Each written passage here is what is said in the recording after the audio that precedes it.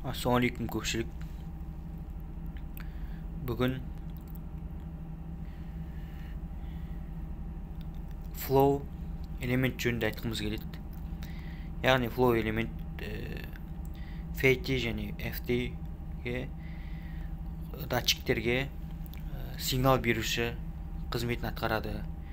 Бұл өтіп жатқан тұрбаның бойына қолдануына әртүрлі осылай бекітіледі. Осы жерден мына жағы қалған команда беретін бөлшегі болып табылады. Бұл жерде ең бастысы бұл екі тін байқаған болсаңыз, бұл екі тін осының арасынан ағын өткенде, flow деген яғни ағын ғой, сол өткенде құрылғыға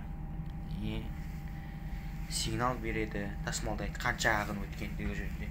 Бұның ішінен, осының ішінен жасалып шығарған арнайы 8 тін шығады. Жұқа ішін көрсетіп жіберейін сізге.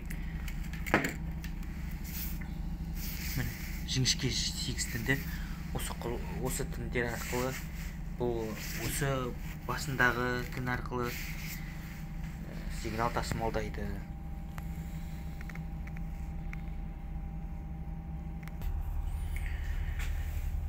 Қазір бізде уақыттың тығыздығына байланысты бұл құрылғының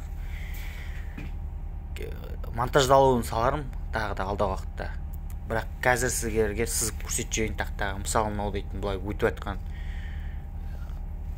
тұрба ғой. Және де flow элемент бұл жерге осылай орналастырылады. Осылай міне. Flow элемент және де бұлай сигнальный кабельдер арқылы ары қарата FIT-ге солай кете береді.